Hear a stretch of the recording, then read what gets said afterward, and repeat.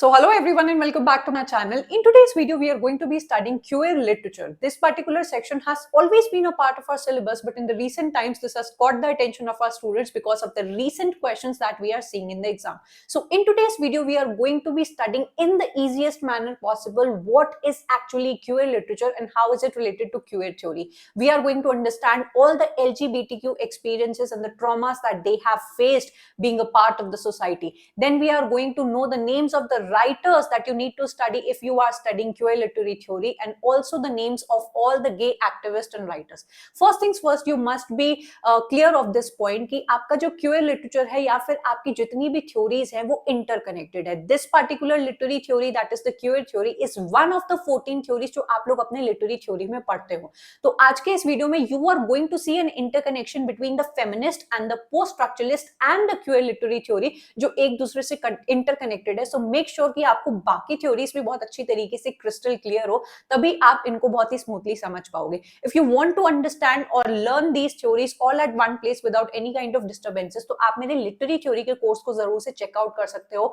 I have taught all these 14 theories along with all the writers, उनके critical terms, उनकी critical theories all at one place. Make sure you go ahead and check out this course. Then जिस तरीके से आज हम लोग इस video को पढ़ रहे हैं और क्यूअर लिटरेचर के कॉन्सेप्ट को समझ रहे हैं, मैंने पूरी ऑलरेडी एक प्लेलिस्ट बना के रखी है लिटरेरी थ्योरी की, जहां मैंने इसी तरीके से इजी कॉन्सेप्ट्स के थ्रू आपको समझाने की कोशिश की है लिटरेरी थ्योरी के कठिन कॉन्सेप्ट्स को. तो मेक श्योर आप उसको भी जरूर से चेकआउट करें.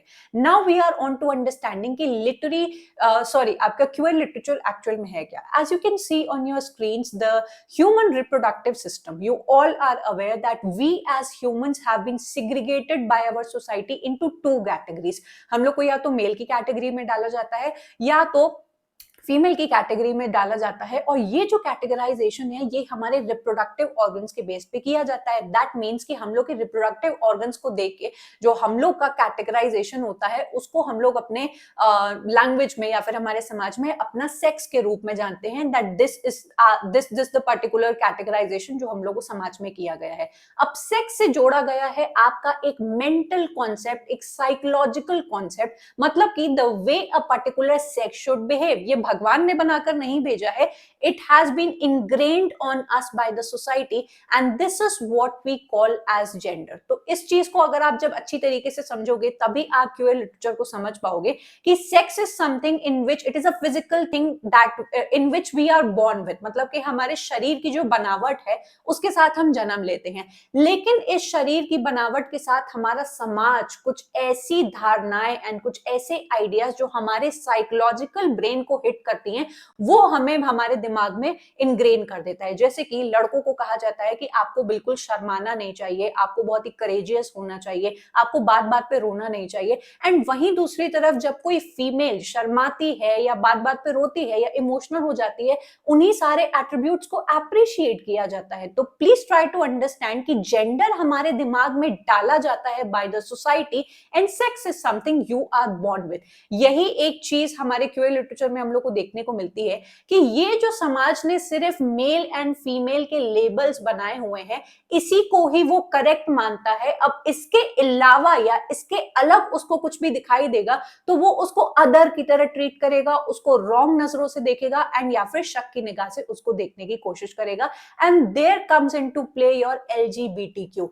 एलजीबीटीक्यू के अंदर ऐसे ह्यूमंस आ जाएंगे जिनका सेक्स और उनका जेंडर मेल नहीं खाता है. ईदर बिकॉज ऑफ हार्मोन्स, उनकी बॉडी में एक मेल जन्म ले सकता है एक मेल रिप्रोडक्टिव ऑर्गन के साथ, लेकिन उसके जो हार्मोन्स हो सकते हैं या फिर उसकी दिमाग की बनावट एक फीमेल से मैच खाती हो. सेम आपका वाइस वर्सा एक फीमेल के साथ हो सकता है कि वो फीमेल के बॉडी के साथ एक मेल के प्रेफरेंसेस के साथ आती हो. सो जब आप अपनी आइडेंटिटी जो इस तरीके की बनावट होती है जो समाज ने नहीं बनाई है, this is the main game कि आपका समाज जिन लोगों को ट्रोल करता है, जिन लोगों को अदर की नजर से देखता है, जिनको गलत बोलता है, एक्चुअल में आपके समाज ने इनकी कैटेगराइजेशन नहीं बनाए हैं.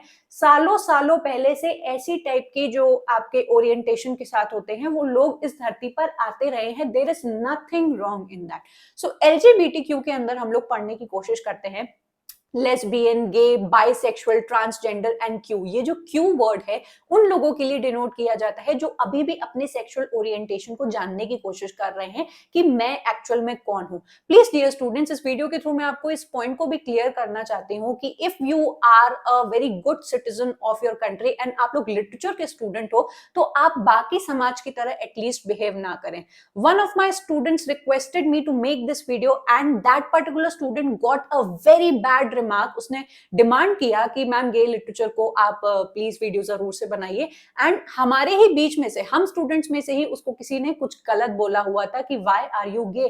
तो आप इस चीज को समझने की कोशिश करिए कि इस चीज की अवेयरनेस और इस चीज की एजुकेशन कितनी ज्यादा जरूरी है हमारी सोसाइटी में, कि पढ़े लिखे लिटरेचर के बच्चे कुछ भी बोलकर चले जा रहे हैं जो उनके कोर्स का पार्ट है। So please understand through this video, I am just not trying to educate you on a part of a syllabus जो आपको समझना चाहिए, बट बीइंग गुड सिटीजन्स आपको समझना चाहिए कि ये कोई गलत चीज नहीं होती है, ये किसी के भी साथ हो सकता है। इट इज जस्ट दैट कि हमारे समाज ने इसको आइडेंटिफाई नहीं किया है तो हमारा दिमाग काम नहीं करता है कि हम लोग इस चीज को कुछ बहुत ही एलियन टाइप ऑफ चीज देखते हैं कि हमसे अलग है तो दिस थिंग मतलब की गलत ही होगी। आई hope this thing is clear. LGBTQ या फिर क्यूअर लिटरेचर के अंदर इसी वजह से, आपके लोगों की वजह से, ये जो टर्म है हिस्टोरिकली बहुत ही इंसल्टिंग वे में यूज किया जाता था। दैट मीन्स कि ये जो आपका हिस्टोरिकली टर्म यूज किया गया was used as a derogatory term to insult और demean individuals who do not confirm to societal norms और सेक्सुअलिटी एंड जेंडर। कहने का मतलब कि हमारे समाज ने सेक्सुअलिटी और जेंडर के मात्र हम लोग को दो पैमाने दिए हैं या दो पैरामीटर्स दिए हैं, अब जाके अदर भी यूज उसमें किया जाता है। तो ये जो अदर की तरह ट्रीट करना, एक अलग तरीके से अपने आप से अलग देखना, याद रखिएगा कि ये जो अदर टर्म आपके ब्रिटिशर्स ने इंडियंस को दिया था, तब तो हम लोग को बड़ा बुरा लगता है कि यार देखो हम लोग इंडियंस को, ये लोग अपने आप से कुछ अलग समझते हैं, हम लोग को ब्राउन बुलाते हैं, ब्लैक बुलाते हैं, हम लोग को गलत बुलाते हैं, इंफीरियर दिखाने की कोशिश करते हैं। यही चीज जब हम अपने ही बीच के कुछ लोगों के साथ करते हैं तब तो हमें बुरा नहीं लगता है। सो ट्राई टू अंडरस्टैंड कि जो क्यूअर लिटरेचर है वो मेल और फीमेल के टैग्स को बिल्कुल ब्रेक कर देता है एंड फ्लूइड सेक्सुअलिटी के बारे में बात करता है। इसके अंदर आपके गे पीपल भी आ जाएंगे, लेस्बियन पीपल भी आ जाएंगे, बाइसेक्सुअल भी आ जाएंगे, ट्रांसजेंडर भी आ जाएंगे। जिनको अगर इनके बारे में नहीं पता हो तो gay person is a person जो मेल, बीइंग अ मेल होके वो मेल को पसंद करता है। एक lesbian person is a person जिसका अट्रैक्शन एक फीमेल होके फीमेल के टुवर्ड्स होता है। बाइसेक्सुअल एक ऐसा पर्सन होता है जो मेल या फीमेल होने के बाद भी दोनों सेक्स को पसंद करता है। एंड ट्रांसजेंडर के बारे में भी हम लोग जानते हैं।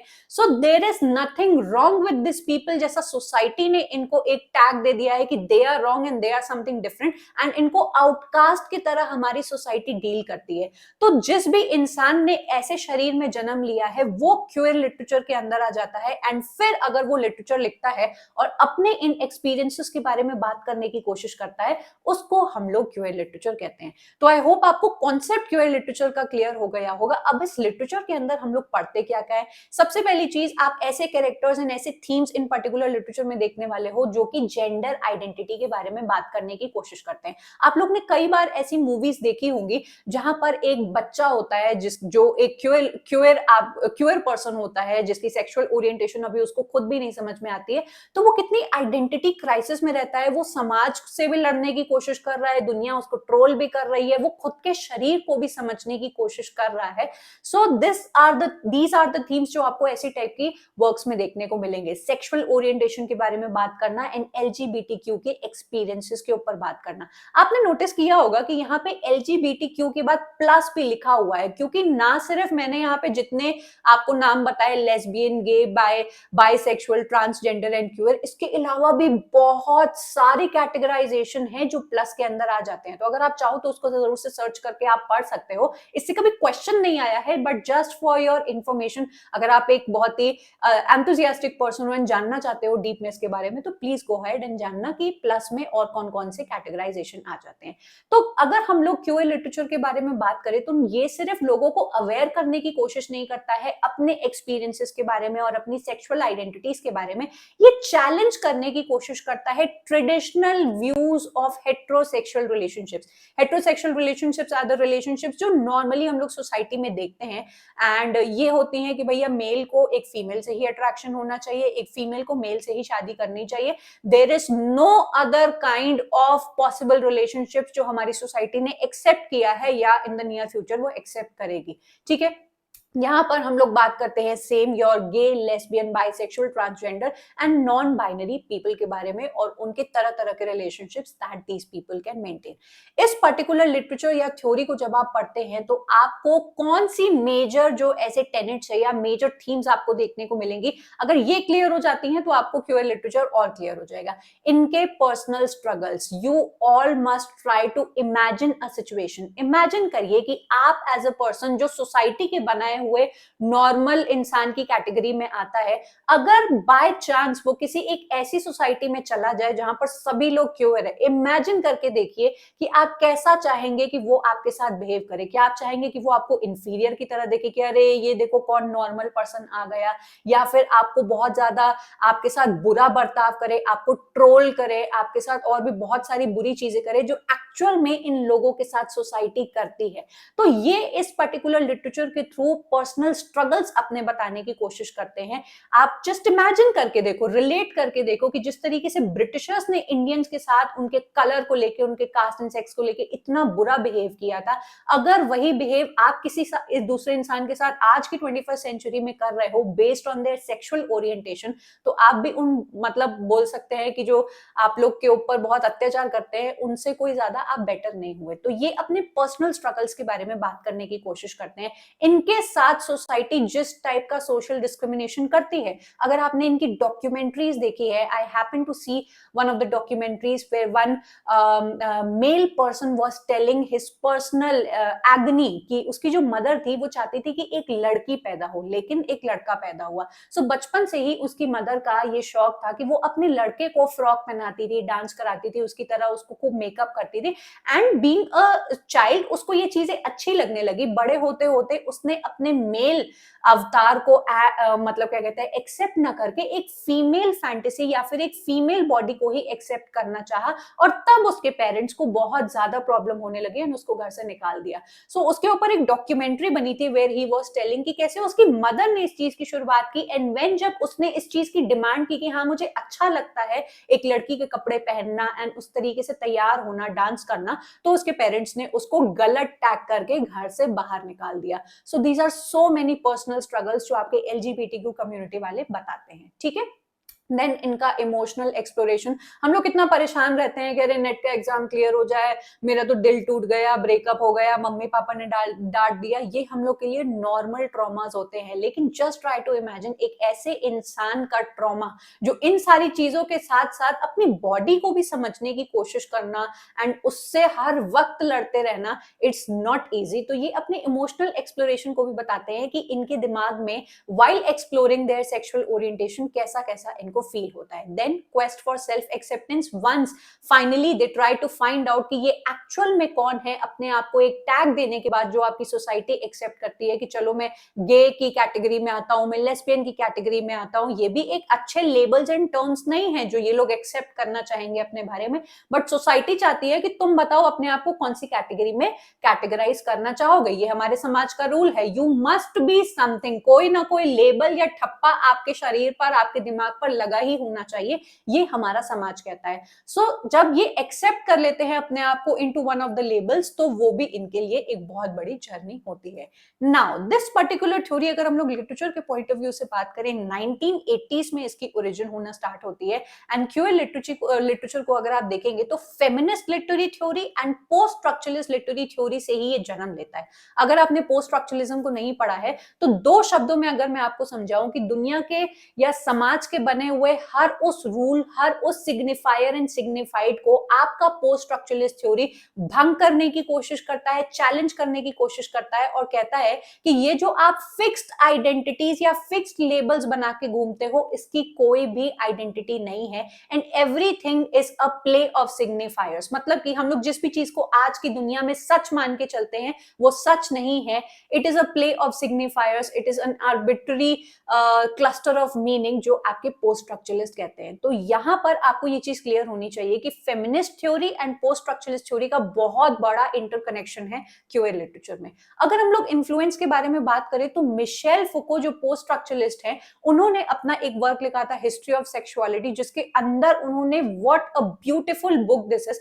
आपको जरूर से जाके पढ़नी चाहिए। इन्होंने बताया कि क्या नॉर्मल है और क्या अब नॉर्मल है ये हमारे समाज ने बनाया है, ये कहीं से तय होकर नहीं आया है। भगवान ने हमारे दिमाग में कुछ भी भर के नहीं भेजा है कि तुम एक फीमेल हो तो तुम्हें एक मेल से डरना ही है, तुम एक मेल हो तो तुम्हें फीमेल को दबाना ही है। ये सब कुछ हमारे समाज ने हमें सिखा के रखा है, किससे डरना है, किसके कंट्रोल में रहना है, किससे आप लड़ नहीं सकते हो, चाहे बात अपने हक की भी हो। ये सभी चीजें हमारा एजुकेशन सिस्टम, हमारा जो गवर्नमेंटल सिस्टम है और जो कुछ भी समाज है, ये हमारे दिमाग में डालने की कोशिश करता है।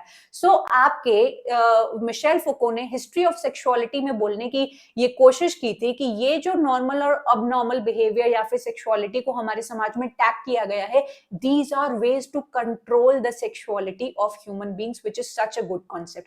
दूसरी जो एक पर्सन है जिनको इन्फ्लुएंस माना जाता है क्यूएर थ्योरी के ऊपर, ये है हमारी जूडिथ बटलर, जिनका बहुत इंपॉर्टेंट वर्क है, आपके एग्जाम में भी पूछा जाता है, जेंडर ट्रबल, जिसके अंदर ये जेंडर इज अ परफॉर्मेटिविटी के बारे में बताती है कि जेंडर जो हम लोग को रोल मिला हुआ है कि मैं एक औरत हूं तो मैं किचन में जाकर खाना बनाऊंगी, एक कोई मेल है तो उसको जरूर से जाके बाहर जाकर खाना मतलब पैसा जुटाकर लाना होता है, ये एक टाइप की परफॉर्मेंस है। हम सब लोग इस दुनिया में रोल निभा रहे हैं जो हमारा समाज हमसे एक्सपेक्ट करता है एंड उसको एक्सेप्ट भी करता है। तो जब आप इस चीज को समझ जाएंगे कि आप जब समाज के बनाए हुए नॉर्मेटिव सेक्सुअल ओरिएंटेशन या फिर labels of male and female से बाहर निकलने की कोशिश करते हो या फिर आप एक्चुअल में इनसे कुछ और हो, तो आपको आपका समाज रॉन्ग टर्म कर देता है, जो क्यूएर लिटरेचर का पार्ट बन जाता है। I hope this is crystal clear to you. आपको सभी चीजें अच्छी तरीके से समझ में आ गई होंगी।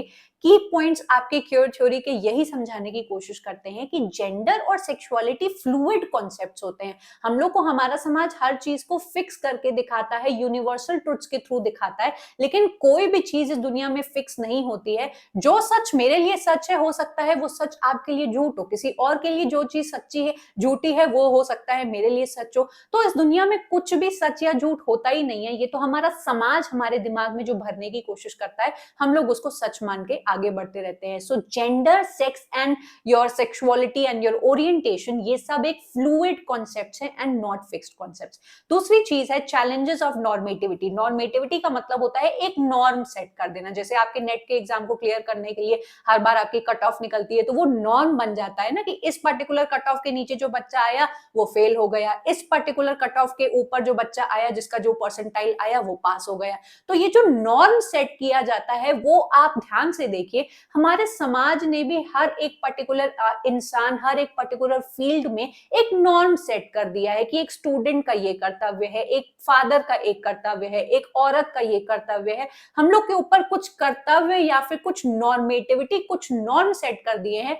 कोई भी इंसान इससे थोड़ा ऊपर या नीचे या अलग करने की कोशिश करता है तो ये समाज आउट ऑफ द डिफेंस उस इंसान को गलत करार कर देता है। ठीक है, then we have rejecting labels. आप जब क्यूएर लिटरेचर का पार्ट हो तो इस थ्योरी के अंदर आप देखेंगे कि एलजीबीटीक्यू कम्युनिटी या जो भी इस पर्टिकुलर सोशल सेक्सुअल ओरिएंटेशन से अपने आप को आइडेंटिफाई करते हैं, वो अपने आप को किसी भी तरीके का ठप्पा या फिर लेबल लगाने के बारे में बात नहीं करेंगे। They do not want to identify themselves as LGBTQ community as well, लेकिन क्योंकि समाज इनको मेल और फीमेल के अलग से क्या इनको बुलाया जाए, हर चीज का नाम क्योंकि चाहिए सोसाइटी को, तो ये लोग इस लेबल से आइडेंटिफाई करते हैं। लेकिन अगर इनसे पूछा जाए तो ये अपने आप को किसी भी लेबलाइजेशन के अंदर डालना नहीं चाहेंगे, बिकॉज एवरीवन इज ह्यूमन। हमें क्यों जरूरत है ये जानने की कि तुम ये कैटेगरी हो या तुम ये कैटेगरी हो या तुम हमसे अलग हो। Then we have political nature of identity. This is such a controversial thing.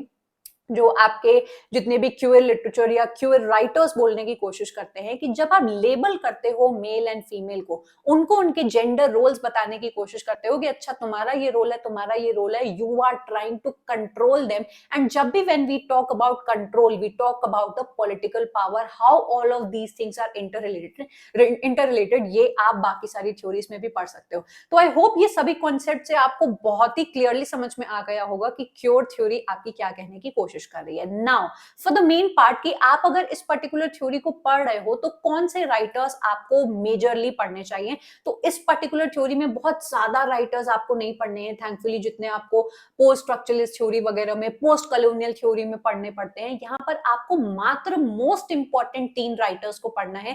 That is we have Eve Kosofsky, Sedgwick, then we have Adrienne Rich and we have Alan Sinfield. इनके साथ कभी कभी जॉनथन डोलीमोर का भी नाम लिया जाता है, जिनका एक वर्क गे लिटरेचर वगैरह से मैच करता है, तो उनको भी आप चाहें तो देख सकते हैं। Then we have Judith Butler, जो फेमिनिज्म के अंदर हम लोग ऑलरेडी पढ़ चुके हैं, लेकिन इनसे भी इनको रिलेट किया जाता है। मिशेल फुको मैंने आपको बताया, जो पोस्ट स्ट्रक्चरलिस्ट है। देन अगेन उनका ये work history of sexuality is considered a major influence over your queer literature. And Audre Lorde is also one of the person जिनके कुछ वर्क्स गे लिटरेचर एंड आपके क्यूअर थ्योरी से interrelated है। Now हम लोग के रिसेंट एग्जाम्स में हम लोग ने काफी 2 क्वेश्चंस देखे, काफी भी नहीं मैं कहूंगी, ओनली 2 क्वेश्चंस आई सॉ जो आपके गे एक्टिविस्ट एंड आर्टिस्ट के बेसिस पे आया था एंड बिल्कुल रिसेंट एग्जाम में आया था।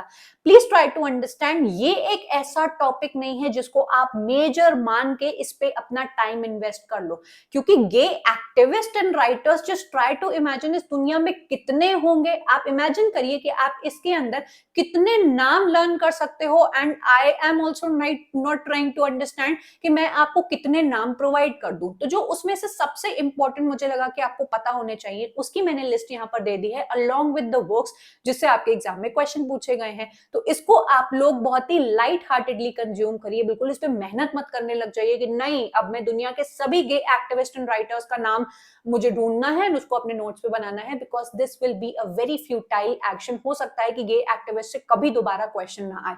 आई एम नॉट सेइंग कि अगले एग्जाम में क्वेश्चन नहीं आ सकता है, it is possible, but being literature students आप लोग को इतना तो क्लियर है ही है कि इस लिटरेचर एक सागर की तरह है, आप सब कुछ नहीं पढ़ सकते हो। आपको मेजर चीजें पढ़नी है, मेजर चीजें समझनी है, जो मैंने आपको ऑलरेडी पढ़ा दिया।